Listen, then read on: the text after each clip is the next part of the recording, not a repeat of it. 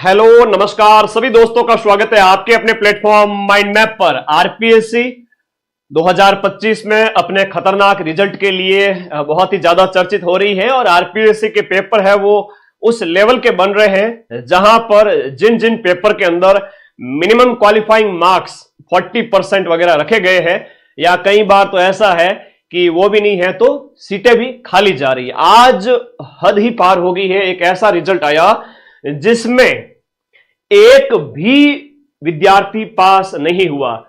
Notification आता है सहायक आचार्य ज्योतिष गणित का, नोटिफिकेशन आता है, फॉर्म भराए जाते हैं, परीक्षा आयोजित होती है और रिजल्ट आता है तब एक भी अभ्यर्थी पास नहीं, है ना। तो ये तो वही बात हुई कि पूरा एकदम से पूरा जो है पंडाल सज पड़ा है, पूरा मंडप वगैरह सब हो चुका है और लास्ट में जाकर के कि अब किसी की शादी नहीं होगी। तो उस टाइप से कुछ रहा है एकदम बड़ा।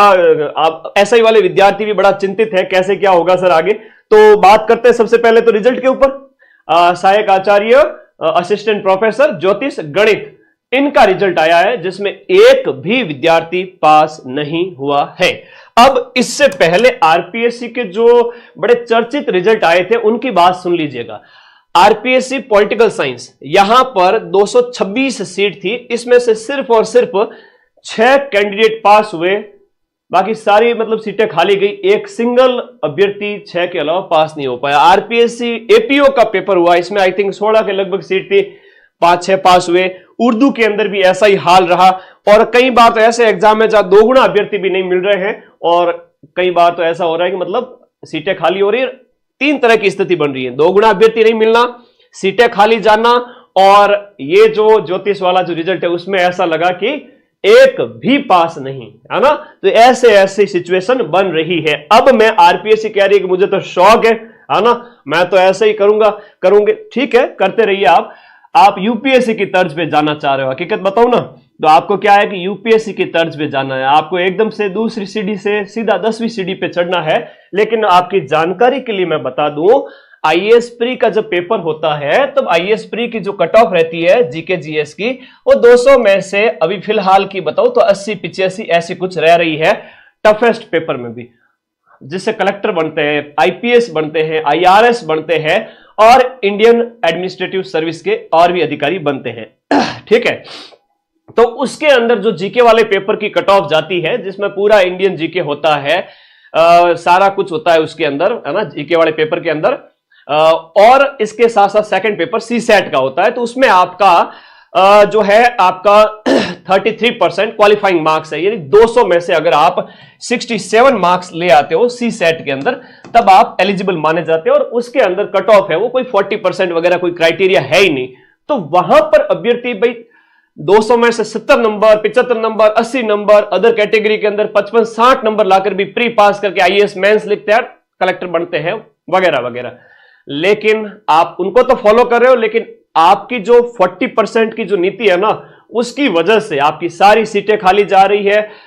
ऐसा लेंदी पेपर, ऐसा इररिलेवेंट पेपर बना जैसे पॉलिटिकल साइंस व्याख्याता के अंदर कि राजनीति विज्ञान के किसी विद्यार्थी से मिलना, वो कहेगा कि मेरा तैयारी करने का मन ही नहीं है, तो सीटें खाली जाना कहां तक उचित है। आप ऐसा कीजिए ना, आप बिल्कुल बेशक ऐसा लीजिए पेपर, मैं तो कहता हूं कि तगड़े लेवल का पेपर बनाइए, लेकिन मिनिमम 40% का जो रूल है वो हटा दीजिए। वहां पर आपके जो हम बात करें, मिनिमम मैं बात करूं जैसे 500 नंबर का पेपर है या लेक्चरर के अंदर 450 का है, सेकंड ग्रेड में 500 नंबर का पेपर है, विद्यार्थी की परीक्षा लीजिए।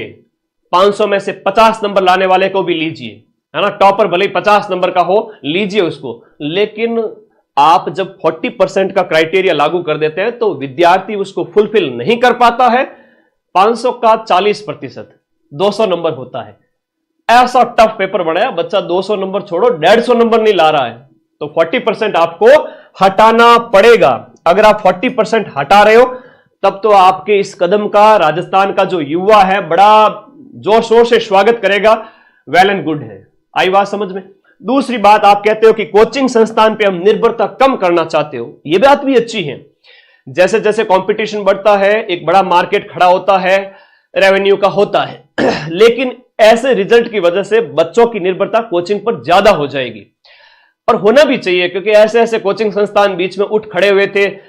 आपको याद हो कोरोना काल का टाइम, उसके आसपास याद कीजिए गुर्जर की थड़ी जयपुर अगर आप रह रहे हो, वहां एक दो बिल्डिंग के ऊपर बुलडोजर चले, आपने देखा होगा। आज भी उनके वो जो है काले कारनामों के जो अवशेष पड़े हैं, पूरी की पूरी कोचिंग संस्थानें गिराई गई। ये न केन प्रकारेण 2 नंबर का पैसा कमाया हुआ था, खूब सारा कोचिंग खड़ी कर दी। टीचर पढ़ाए ना पढ़ाए, बच्चों से पैसे लिए जा रहे हैं, भयंकर फीसें ली जा रही है। बच्चे अपने माँ बाप से इस आस के साथ कि मैं जयपुर जा रहा हूं, तैयारी करूंगा, ऑफलाइन पढ़ूंगा। ऐसी कोचिंग संस्थानों पर लगाम जरूर कसनी चाहिए, लेकिन जब तक बच्चों को समझ में आएगा तब तक तो वो कोचिंग संस्थानों का खेल वैसा ही चलता रहेगा। लेकिन बात करें कि सारी कोचिंग संस्थान ऐसी होती है कि सर नहीं भाई, अपने माइंड मैप जिसको मैं चलाता हूं मैं बता दूं। फर्स्ट ग्रेड का आपने पेपर आयोजित करवाया था, सेकंड ग्रेड का आपने करवाया था सितंबर के महीने में। 13 सितंबर को माइंड मैप के टेलीग्राम ग्रुप पर 7 सितंबर को जो पेपर हुआ था उसके मैंने 100 में से 80 क्वेश्चंस के प्रूफ दिए हुए हैं आरपीएससी के कठिन पेपर में। दूसरा, स्कूल व्याख्याता जीके का पेपर बहुत टफ आया था। बच्चे खूब हो हल्ला कर रहे थे कि सर इतना कठिन पेपर आया था। जीके के 55 क्वेश्चंस में से टोटल 75 क्वेश्चंस होते हैं ओवरऑल, जिसमें मैथ रीजनिंग तो एज इट इज कैसे मिलाए। जीके के मैं कहूं तो मैंने यहां पर 40 प्लस प्रश्न के प्रूफ दिए थे। बच्चा आराम